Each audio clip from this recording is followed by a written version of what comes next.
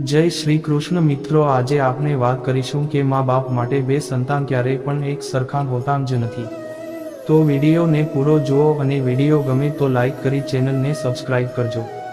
જગતના કોઈ પણ માતા પિતા એવું કહે કે અમે અમારા બે સંતાનો વચ્ચે ક્યારેય ફરક કર્યો નથી તો એ નર્યાન જુગથી વિશેષ બીજું કશું જ હોઈ શકે નહીં। પોતાના સગા બે સંતાનો વચ્ચે ભેદ કરી જ બેસે છે। આ સવાલ દરેક માતા પિતા માટે છે। આ સવાલનો જવાબ દરેક માતા પિતાએ પોતાની છાતીની ડાબી બાજુ પર હાથ મૂકી અત્યંત પ્રમાણિકતાથી આપવાનો છે। સવાલ એ છે કે તમારા બંને સંતાન તમને એકસરખા વહાલા છે ખરા? એક સંતાન તરફ તમારું દિલ વધારે ઝૂકી ગયું હોય અને બીજા સંતાન તરફ તમે વધારે કઠોર રહ્યા હો એવું બન્યું છે ખરું? તમારી સાથે રહેતા સંતાન કરતાં તમારાથી દૂર રહેતા સંતાન તરફ તમારી લાગણીઓનો દરિયો વધુ ઉછાળા મારે છે। એ તો એનું ફોડી લેશે આવું કહી એક સંતાનને ક્યારેય પણ અન્યાય કર્યો છે ખરો? એક સંતાનની વધારે વાહવાહી કરી બીજા સંતાનને ટોણાં માર્યા છે। કડવી અને ન સ્વીકારવી ગમે એવી વાસ્તવિકતા એ છે કે હું હોઉં, તમે હો કે કોઈ પણ મા બાપ હોય, પોતાના સગા બે સંતાનો વચ્ચે ભેદ કરી જ બેસે છે। સભાન કે અભાનપણે કોઈ એક સંતાન માટે લાગણીનો પટારો થોડો વધારે ખુલી જતો હોય છે। સંતાનમાં બે દીકરા હોય, બે દીકરી હોય કે એક દીકરો અને એક દીકરી હોય, બંનેમાંથી કોઈ એક વધારે વહાલું, વધારે લાડકું હોય જ છે। જગતભરના સાયકોલોજિસ્ટ એવું સ્વીકારે છે કે બે જુદી જુદી વ્યક્તિને તમે એકસરખો પ્રેમ, એકસરખું વહાલ કે એકસરખી કાળજી આપી શકતા નથી। એની માત્રા કામ તો વધારે હોય છે અને કામ તો ઓછી હોય છે।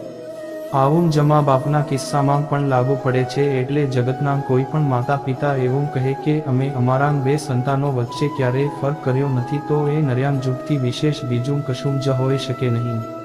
મમ્મી હોય કે પપ્પા, એમની એક આંખ માઇક્રોસ્કોપથી જોતી હોય છે અને બીજી આંખમાં વહાલનો મોતિયો હોય છે। એકની ભૂલો, એકની ખામીઓ, એકની નિષ્ફળતાઓ માઇક્રોસ્કોપમાં ઝૂમ કરીને જોવાતી હોય છે, જ્યારે બીજાની ભૂલો, બીજાની ખામીઓ અને બીજાની નિષ્ફળતાઓ પર મીટરો લાંબા પડદાઓ પાડવામાં આવે છે। વડોદરાના એક બિઝનેસમેનની મમ્મી એમની સાથે રહે છે। મમ્મીની દવાના બિલથી લઈને મમ્મીની કેરટેકરનો બધો ખર્ચ એ ઉપાડે છે। મમ્મીથી પથારીમાં થઈ જતો પેશાબ એમના પત્ની સાફ કરે છે। એમના ભાઈએ પ્રોપર્ટીના મામલે કોર્ટમાં કેસ કર્યો। મમ્મીને સાક્ષી તરીકે બોલાવાયા। પોતાનાથી દૂર રહેતા દીકરા તરફ ઇમોશનલી ખેંચાઈ ગયેલી મમ્મીએ જેની સાથે રહે છે એ જ દીકરાના વિરોધમાં નિવેદન આપ્યું। માતૃત્વના બોજ તળે દબાઈ ગયેલી માં એક દીકરાના મોહમાં બીજા દીકરા સાથે અન્યાય કરી બેઠી। આવું જાણે અજાણે ઘણા મા બાપ કરતા હોય છે। દીકરાને આઈપેડ અપાવ્યું એટલે દીકરીને પણ આઈપેડ અપાવવાનું, દીકરીને એપલનો મોબાઈલ ગિફ્ટ કર્યો એટલે દીકરાને પણ એપલનો મોબાઈલ જ ગિફ્ટ કરવાનો। મોટો દીકરો સ્વિમિંગ ક્લાસમાં જતો હોય એટલે એના નાના ભાઈને પણ સ્વિમિંગ ક્લાસમાં મૂકવાનો જ। 1.5 કરોડનો બંગલો એક દીકરાના નામે કરી દીધો એટલે દીકરીને પણ 1.5 કરોડ રોકડા આપી દેવા માત્રથી કામ ચાલી જતું નથી। તમે તમારો વારસો સરખા હિસ્સામાં વહેંચી શકો છો, વહેંચવાના જ છો, પણ તમે તમારો પ્રેમ સરખા હિસ્સામાં વહેંચ્યો છે ખરો? તમારું વહાલ, તમારો ગુસ્સો, તમારી અકળામણ, તમારી ચિંતા, તમારી કાળજી સરખા હિસ્સામાં વહેંચી છે ખરી? મોટાભાગના મા બાપ એવું કહેતા હોય છે કે અમારો મોટો દીકરો તો પોતાની જાતે બધું ફોડી લે છે એટલે અમને એની ચિંતા નથી। ચિંતા તો અમને નાનાની છે અને નાનાની ચિંતામાં ને ચિંતામાં મોટાને અન્યાય થતો રહે છે।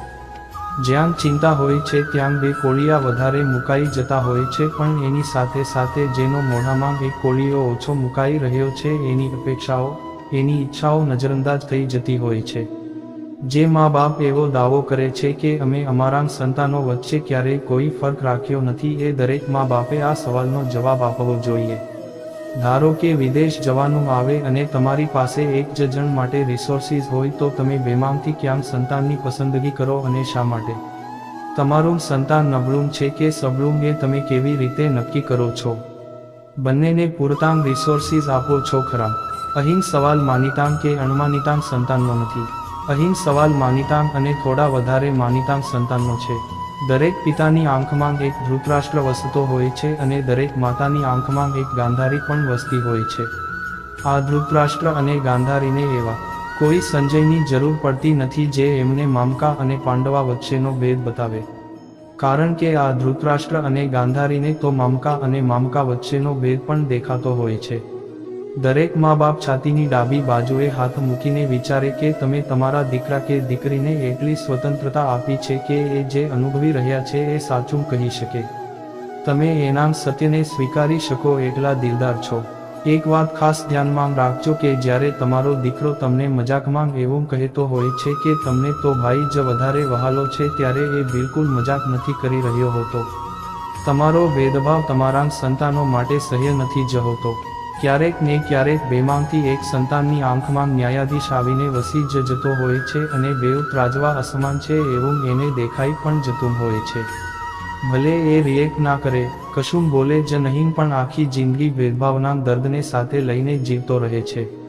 ડિયર પેરેન્ટ્સ, ખુલ્લામ શરીર પર અપાતા સિગરેટના ડામ કરતાં પણ સગા મા બાપે કરેલા ભેદભાવનું આ દર્દ વધારે ભયાવહ હોય છે.